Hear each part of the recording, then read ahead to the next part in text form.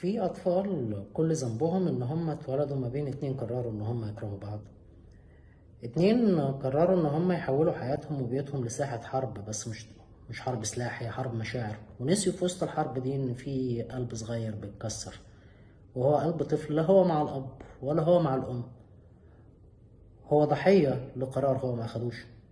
أنا حاتم راضي، والنهاردة حابب أكمل معاكم في سلسلة التوعية اللي أنا حابب أسميها الجريمة الكاملة للآباء والأمهات. مش كل طفل بيتألم بيصرخ، ومش كل طفل ساكت معنى كده ان هو ما بيتألمش. في اطفال بتسكت وتسكت لحد ما الصوت بيبقى جواهم هما بس. ليه؟ لان الاب والام قرروا ان هما يبعدوا، تمام، مفيش مشكلة، بس نسيوا يتفقوا على اهم نقطة: الطفل اللي اتحط في النص وهو سر المعادلة.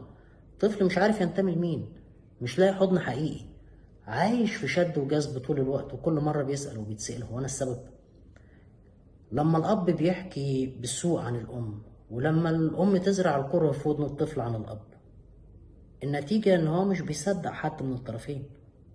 النتيجة إن هو بيفقد الثقة في الاتنين، ويدخل في دوامة من دوامات عدم الأمان ممكن ما يخرجش منها طول عمره. على فكرة، الطفل مش كارت ضغط ولا وسيلة انتقام ممكن ننتقم بيها من الطرف التاني.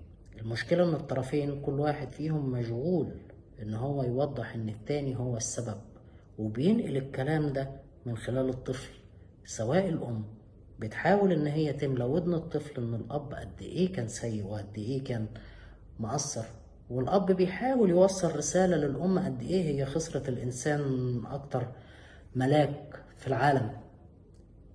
والنتيجة إن في طفل روح نقية محتاجة حب واتزان بيحصل له نوع من عدم اتزان، وبيشيل في جروح في طفولته هتكمل معاه لحد ما يكبر، لأنه ما فهمش الحب. ولو ما فهمش الحب ممكن يسيب أي حد يعلمه الحب، بس اللي هيعلمه الحب ده هيعلمه الحب ده بطريقته هو.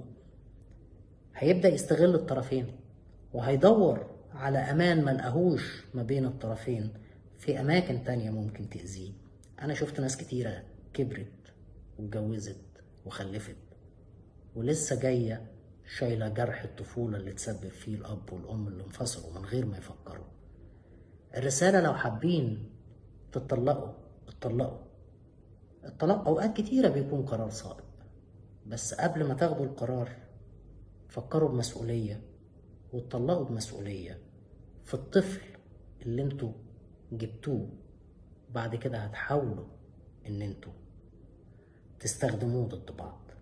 الطفل مش ورقة ضغط، الطفل كائن لسه صغير وبيكون نظرته للحب عنكم وعن الحياة. ما توصلوش للدرجة ان الطفل لما يكبر يقول انا كان عندي اب معرفوش وعندي ام ما شفتهاش. اتمنى ان انتوا تشاركوا الفيديو لو بنقول حاجة مفيدة يمكن يفيد حد، ولو في اي حاجة اقدر اساعد فيها ياريت تتواصلوا معايا بدون تردد. اتمنى لكم حياة سعيدة واشوفكم على خير.